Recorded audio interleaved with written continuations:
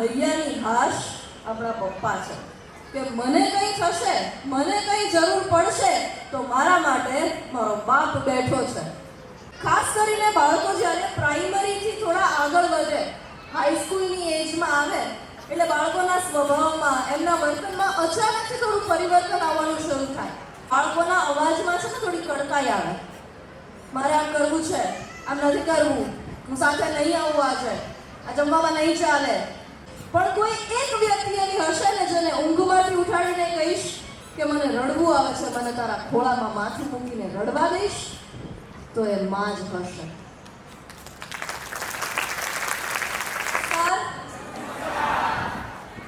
શિક્ષણ નગરી, સંસ્કાર નગરી, નર્મદ નગરી સુરતમાં પણ પોતાના વતનની ધૂળને જીવતી રાખનારા આપ સર્વે વડીલો, માતા પિતા, શુભેચ્છકો, સ્નેહીજનો, વિદ્યાર્થીઓ અને સૌથી વાલા બાળકો, આપ સર્વેને નરસિંહનગર જૂનાગઢની દીકરી રાધા મહેતાના શત વંદન.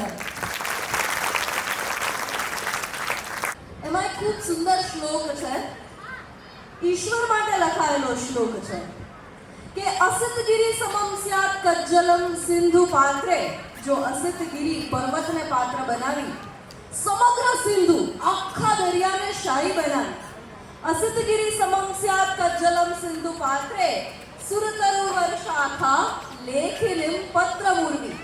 આ પૃથ્વી ઉપર જેટલા પણ ઝાડ છે એ બધાની જો લેખની બનાવીને લિખતી યદિ ગૃહિત્વા શારદા સર્વકાલમ સ્વયં માં સરસ્વતી જો અનંત કાળ સુધી લખતી જ રહે, લખતી જ રહે, લખતી જ રહે, તદપિ તવ ગુણાનામ ઈશ્વર, છતાં પણ હે ઈશ્વર તારા ગુણોનો પારમ ન યાતિ, કોઈ પાર આવે એમ નથી.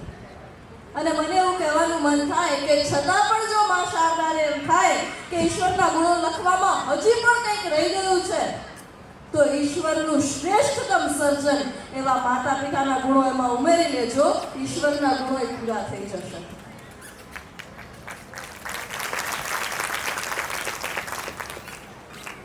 ઈશ્વરે આ ધરતી ઉપર અનેક જીવોનું સર્જન કર્યું, અનેક પ્રજાતિઓ, જેને સ્પીશીઝ કહીએ આપણે, એવી કેટલી બધી જીવોની પ્રજાતિ, કેવડી જીવ સૃષ્ટિ જેને કદાચ આપણે એક જીવન દરમિયાન જાણી પણ ન શકીએ.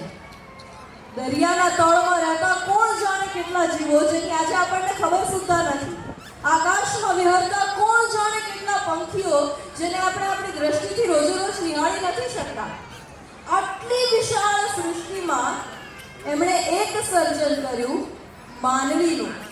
અને માનવીને એક એવી ભેટ આપી કે જે ઘણા બધા પશુ પક્ષીઓ પાસે નથી. ઘણા પશુ પ્રાણીઓ કુટુંબ જીવનને, સહજીવનને જીવતા શીખ્યા, પણ એને સૌથી વધારે ઉજાગર કરવાની તક ઈશ્વરે જેને આપી, ઈશ્વરનું એવું સર્જન એટલે માનવ, એટલે માણસ. અને માટે આપણો એક કુટુંબ કબીલો હોય, આપણો ઘર પરિવાર હોય, એક એવું ઘર હોય, એક એવું સ્થળ હોય કે જ્યાં આખા દિવસના થાક પછી આપણને જવાનું મન થાય. 5 વાગે નોકરીનો સમય પૂરો થતો હોય ને 4:45 જેના ભણકારા વાગવા માંડે, જેના માટે કવિઓ એમ કહે કે એક એવું ઘર મળે આ વિશ્વમાં જ્યાં કશા કારણ વગર હું જઈ શકું, જ્યાં જવા માટે આપણને કોઈ કારણની જરૂર ન પડે. એ ઘર આપણા બધા પાસે હોય એ આપણું સદભાગ્ય છે. અહીંયા આવવા માટે મારી ને તમારી પાસે કંઈક ને કંઈક કારણ હતું ને.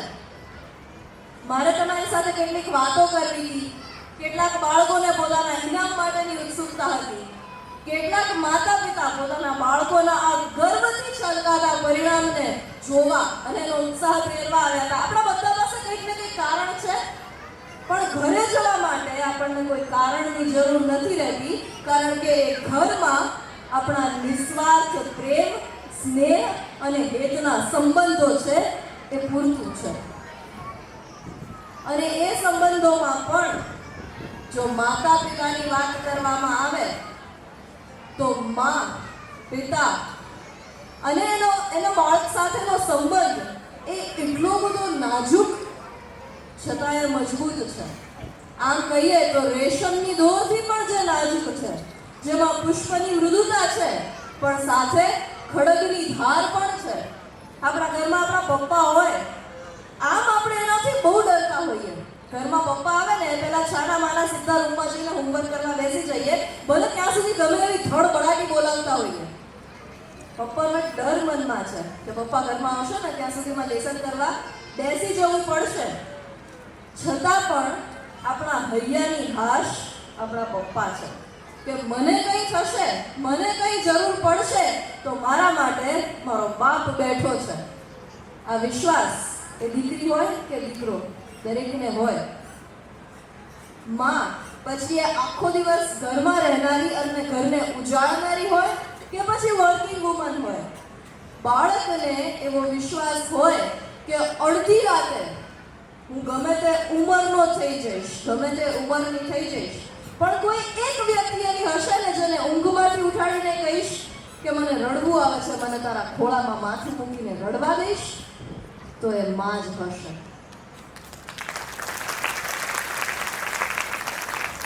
આ વિશ્વાસ દરેક બાળક લઈને જન્મે છે.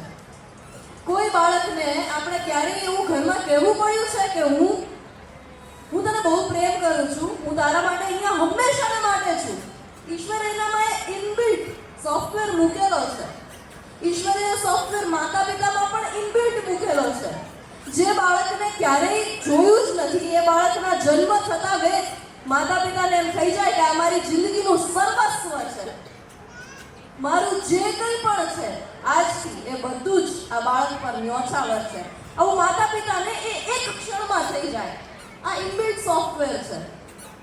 અને બાળકને પણ એ વિશ્વાસ હોય, એ ભરોસો હોય, એ પ્રીત હોય, એ ઈશ્વરે મૂકેલું એક સહજ ભેટ તરીકેનું આપણને આપેલું જીવનનું સૌંદર્ય છે. અને છતાં પણ ઈશ્વરે જ પાછી જીવનની રચના એવી કરી કે ક્યારેક આપણને આ સંબંધો થોડા હલી જતા લાગે, થોડા ડગમગી જતા લાગે. ખાસ કરીને બાળકો જ્યારે પ્રાઇમરીથી થોડા આગળ વધે, હાઈસ્કૂલની એજમાં આવે એટલે બાળકોના સ્વભાવમાં, એમના વર્તનમાં અચાનકથી થોડું પરિવર્તન આવવાનું શરૂ થાય. આ ઉંમરના બાળકોના માતા પિતા રહેલી દરેક વ્યક્તિએ આ વસ્તુ અનુભવી હશે. એ પછી બાળકોના અવાજમાં છે ને થોડી કડકાઈ આવે.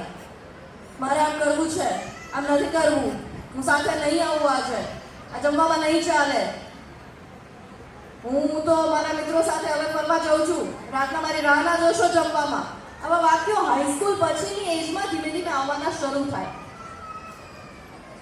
એ પછી એ સમયમાં જો એક ઉષ્માભર્યું વાતાવરણ અથવા તો માતા પિતા સમજી ન શકે કે બાળક સાથે હવે કેવી રીતે ડીલ કરવાનું, બાળકની વાતને કેવી રીતે સમજવાની, કેવી રીતે સ્વીકારવાની અને કેવી રીતે એને પાછું વાળવાનું, જો આ સમજવામાં આ જે ક્રુશિયલ વર્ષો છે, ટીનેજ જેને આપણે કહીએ, આ ટીનેજમાં જો ઠાપ ખાઈ જઈએ ને તો પછી એક પ્રકારનું અંતર આવતું જાય અને એક નાનકડી તિરાડ પડે ને, એ તિરાડ જ ધીમે ધીમે જઈ અને મોટી થાય.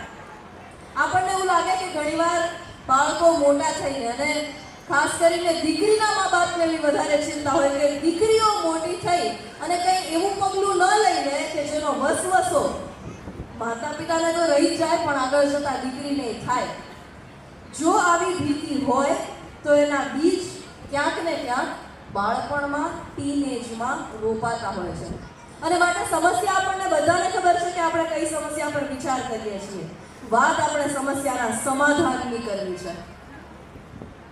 એક બહુ જ સીધું, સાદું અને સરળ સૂચન નતમસ્તકે કરબદ્ધ રીતે એની આજુબાજુમાં કોણ નાસ્તાના ડબ્બામાં શું લાવ્યું હતું આ બધું છે. જ્યારે એ જ બાળક થોડુંક મોટું થશે તો એના વર્ગમાં કેવા વિદ્યાર્થીઓ છે, એ કેવા મિત્રો સાથે હરે છે, ફરે છે, એની પણ વાતો કરશે. એ દીકરી જ્યારે મોટી 17, 18, 20 વર્ષની થશે અને આ પણ એક હકીકત છે, એ પણ ઈશ્વરે મૂકેલું ઇનબિલ્ટ સોફ્ટવેર છે આપણા બધાનામાં કે આપણને બધાને સહજીવન જીવવા માટે એક યોગ્ય પાત્રની જરૂર પડે છે. માટે 18-20 વર્ષે એક ક્રુશિયલ એજ આવે જ્યારે દીકરો હોય કે દીકરી વાત ખાલી દીકરીઓની પણ નથી, દીકરાઓના મનમાં પણ કોઈ એક પાત્રની ઝંખના હોય, કોઈ એક પાત્ર અચાનકથી વધારે ગમવા લાગે. મરીઝ સાહેબ તો પાછા આ ઘટના માટે સુંદર શેર લખે કે સૌને પ્રેમ કરવા લીધો તો જન્મ, વચ્ચે તમે જરાક વધારે ગમી ગયા. આવું પાત્ર ક્યારેક ને ક્યારેક દરેકના જીવનમાં આવે, પણ એ પાત્ર વિશે માતા પિતા સાથે મોકળા મને વાત બાળક કરી શકે એના માટેનું પ્લેટફોર્મ માતા પિતાએ આપવાનું છે. આ પહેલો તબક્કો છે, માત્ર સંવાદ સાધવાનો.